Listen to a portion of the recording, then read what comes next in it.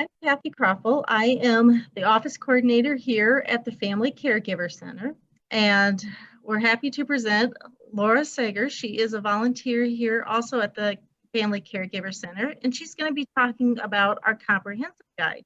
So I'm going to turn it over to Laura. Good morning, everyone.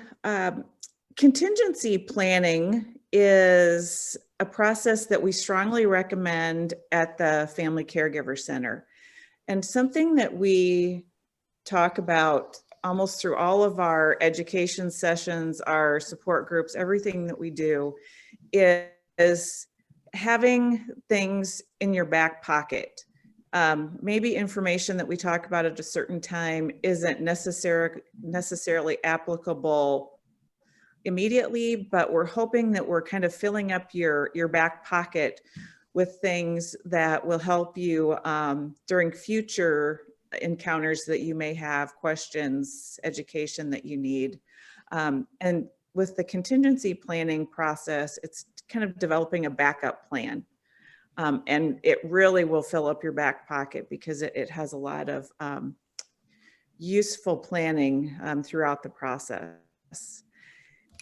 We feel like contingency planning is really important for everyone, but especially for caregivers. Caregiving is something that can be very unpredictable, stressful at times, much of the time. And contingency planning helps to add a bit of stability during times of difficulty or times of crisis. Again, it just builds up your back pocket so those difficult times come along and you think, oh yes, I have that. I'm gonna pull that out. There's multiple aspects of contingency planning, from basic to much more involved. The basic aspect of contingency planning just involves having information and backups to health information about routines, and having all of that information. Pet information is another thing that sometimes is overlooked, but very important. But those are all the things that are included in kind of the basic aspect of contingency planning. If you expand on the health information piece, that includes things like doctors, medical conditions, medications, allergies, special medical equipment that you may need or that your loved one would need. Then this expands to health or advanced directives, end of life decisions, who you would like making medical decisions for you if you aren't able to, or if, you know, in the unfortunate circumstance, if you as a caregiver have some issue and you aren't able to perform the caregiving tasks, who would potentially step in for you and where would they be able to look for all of this essential information? Also, a part of contingency planning is advancing into financial planning. And that can include power of attorney, not just for healthcare, but also for financial decisions. And as I just mentioned, a very important part of this is also determining an alternate caregiver. Again, in the very unforeseen or unfortunate circumstance, if you would not be able to provide care for a period of time, who would be able to step in and provide that care? At the center, we frequently, as I mentioned talking about having things in your back pocket. And these are, this comprehensive or contingency planning compiles information that you may not need at the time, but you may need in the future. We have a session, an education session that's going to be coming up. It's 3 parts. It's November 2nd, November 9th, and November 16th. and it's from 11:30 to 1 o'clock. And it's a Zoom session. Our first session we were able to have in person, and then because of COVID, we have been doing them via Zoom. But the first session that we did worked well, and we're starting the next session on November 2nd. As part of this process, you get a notebook, and I will hold it up for you to see. And when you sign up for the sessions, then you'll get the notebook in the mail or delivered. I'm not sure which way we're doing it with each session, but you'll walk through then 5 different chapters. The first one is health, then we move on to finances, household information, all about me, and then end of life planning. And we go through the book page by page and go through the information that's important for you to have compiled.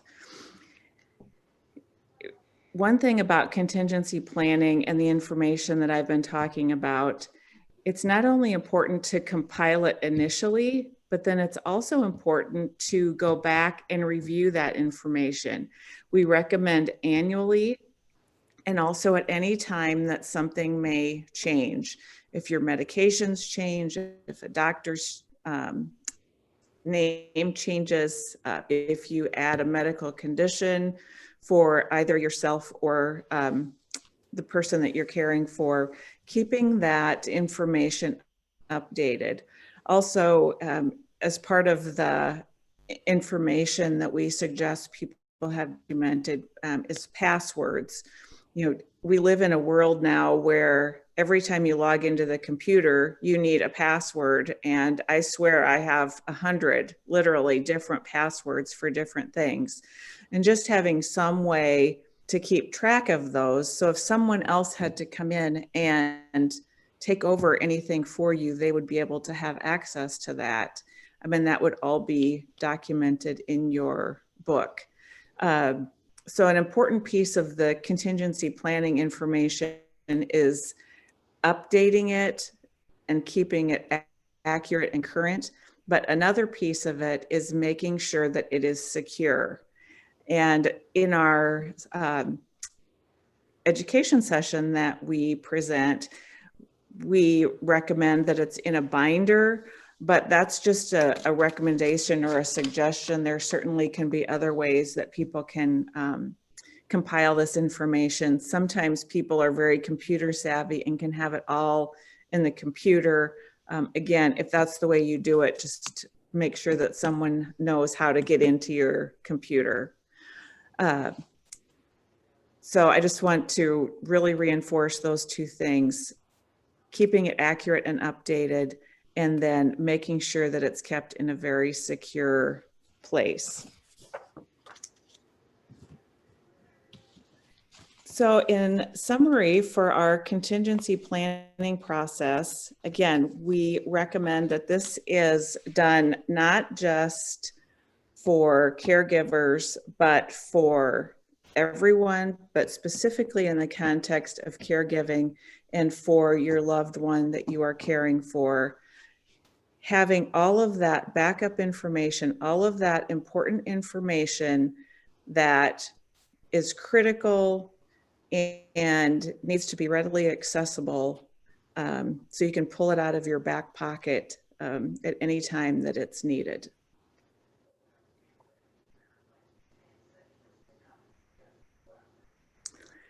Okay.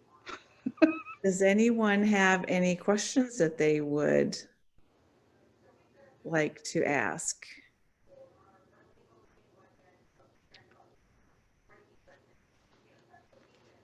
I think once we see the notebook, we'll be able to probably have some questions. But I think one of the biggest questions is the implication of COVID on all of this. Normally, we would be able to go through these things without considering infection. Mhm. Now everything we do is contingent on it being a safe situation. So that's going to mean that some of the things we would say now, 2 years from now, possibly we would not be saying. We would not worry about things in the way we are right now.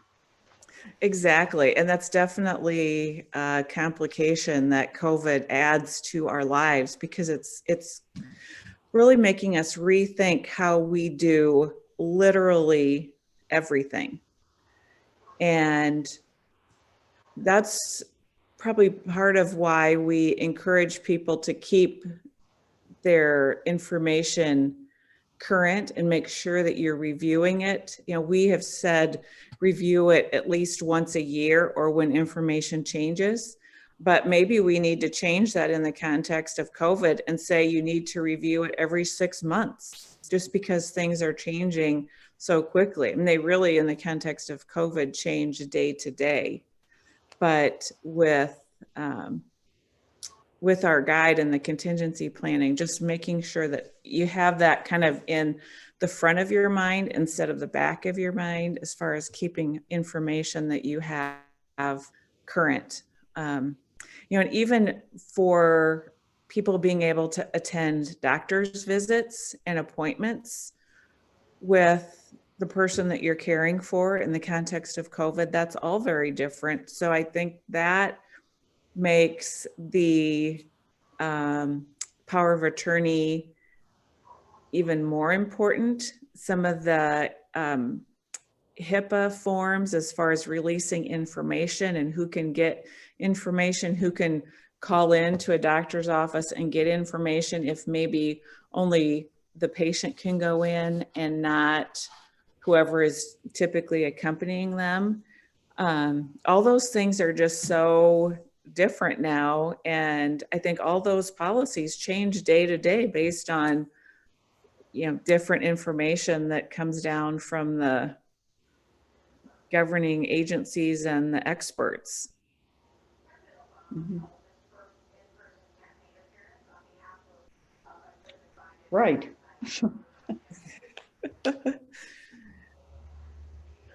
If you are interested in signing up for the comprehensive planning guide contingency planning session, if you talk with Kathy, she can get you on the list for those sessions, and then you'll get a book. Kathy, are those being delivered or mailed? Right now, we are picking them up, having people pick them up. We can mail them if they are unable to pick them up or have them delivered. Okay. I also just wanted to let you know that the phone number to call to sign up is 319-221-8866.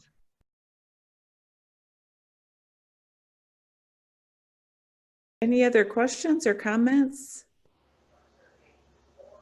Laura, thank you so much for presenting this information, and we look forward to having you attend the sessions if you wish. And I just wish everyone to have a good day.